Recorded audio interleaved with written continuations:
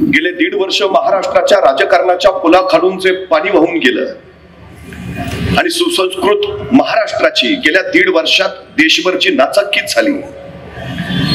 सध्या राज्यात असलेलं सरकार हे सत्तेला चटावलेलं निव्वळ सरकार नाही, तर अनैतिकतेच्या पायावर उभा असणारं हे सरकार आहे। डॉक्टर बाबासाहेब आंबेडकरांनी या देशाला संविधान समर्पित केलं आणि वैभवी लोकशाही या राष्ट्रामध्ये तयार झाली। पण दुर्दैवानं या लोकशाहीलाही दृष्ट लागली। पूर्वीच्या काळी मतपेट्या पळवल्या जाऊ लागल्या, नंतर आमदारच पळवून घेऊन जायला लागले आणि आता तर पक्षच पळवून न्यायला लागले। ही परिस्थिती आपण डोळ्यांनी बघितली।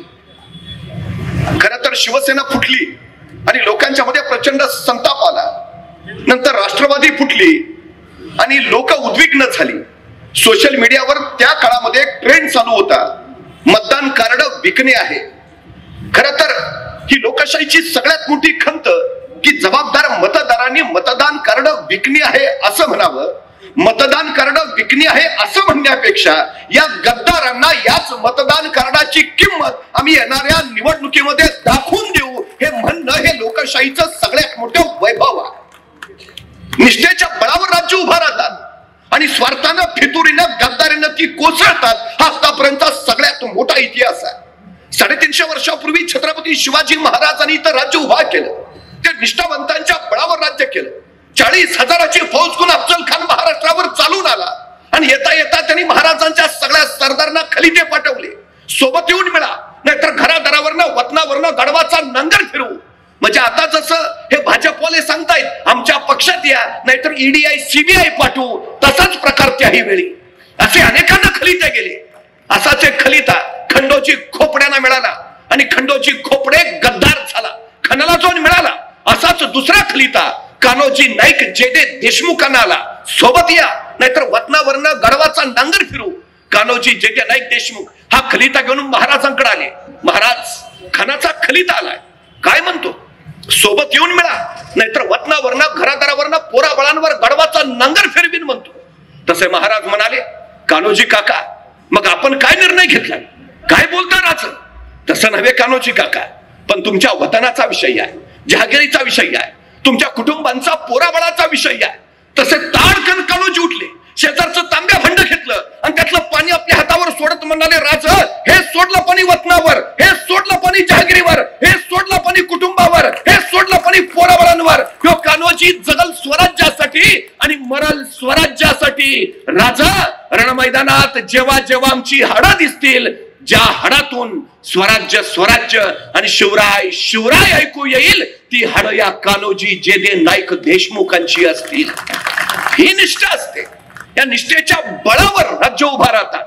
येणारी लोकसभेची निवडणूक ही गद्दार विरोधात निष्ठावंत अशी लढाई आहे, हे आपण पहिल्यांदा लक्षात घेतलं पाहिजे। सगळ्यात महत्वाची गोष्ट आहे ती कदाचित डॉक्टर बाबासाहेब आंबेडकरांना या सगळ्या गोष्टींची चाहूल आधीच लागली असावी। परवा माझा एक मित्र माझ्याकडे धावत आला, म्हटलं आमच्या चिंटूला बघितलंस का? मी म्हटलं नाही रे, नाही, अर्धा तास झाला सापडेनाच झालाय। म्हटलं ठीक आहे, मी बघतो, तुला सापडलं तर मला सांग। अर्ध्या तासाने त्याचा मित्र चिंटूला घेऊनच आला, म्हटला सापडलं बरं का? मग मी चिंटूला विचारलं, काय रे कुठे गेला होता? तसा चिंटू म्हणाला, गुवाहाटीला।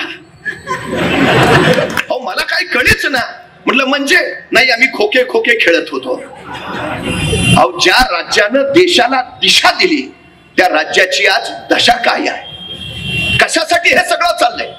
मुठभरांचा सत्ता स्वार्थ हे राज्य व्यवस्थेचं कधीच अधिष्ठान असू शकत नाही।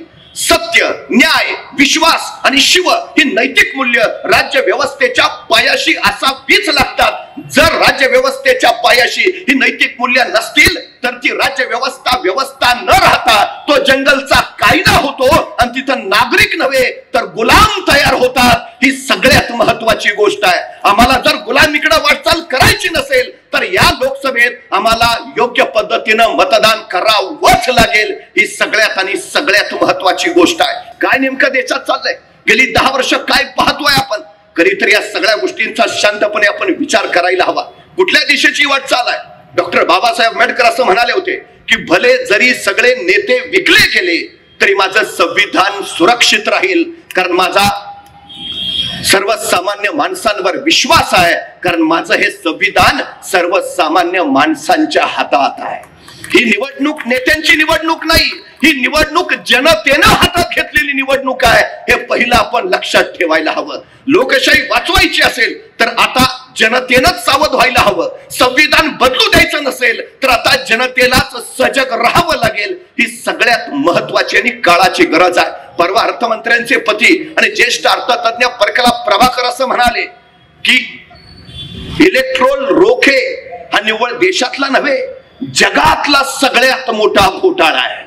त्यामुळे येणारी निवडणूक ही दोन आघाड्यातली निवडणूक नाही, तर ती भाजपा विरुद्ध भारतीय जनता अशी निवडणूक आहे. आणि भारतीय जनतेनं जर या निवडणुकीत योग्य निर्णय घेतला नाही तर 2024 ची निवडणूक या देशातील अखेरची निवडणूक असेल. 2029 ला या देशात निवडणुकाच होणार नाहीत, हे पहिलं प्रत्येकाने लक्षात ठेवायला हवं.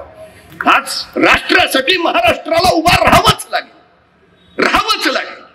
सेनापती बापट असं म्हणाले होते, महाराष्ट्र मेला तर राष्ट्र मेले, मराठ्या विना राष्ट्र गाडा न चाले, खरा वीर वैरी पराधीनतेचा, महाराष्ट्र आधार या भारताचा.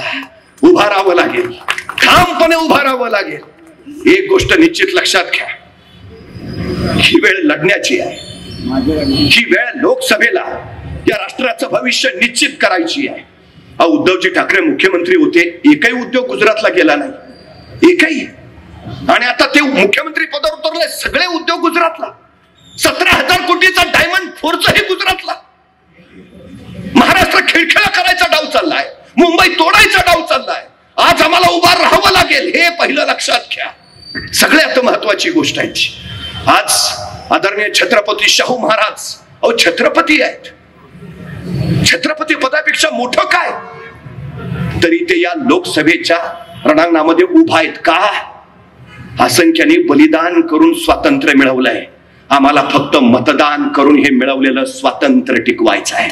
ही स्वातंत्र्याची दुसरी लढाई आहे आणि त्यातून आपण पुढे असलं पाहिजे. म्हणून छत्रपती शाहू महाराज या लोकसभेच्या रणमैदानात आहेत, हे लक्षात असू द्या. उभं राहावं लागेल प्रत्येकानं, नाहीतर उद्याची पिढी आपल्याला विचारेल, देश विकला जात होता, तुम्ही काय करत होता?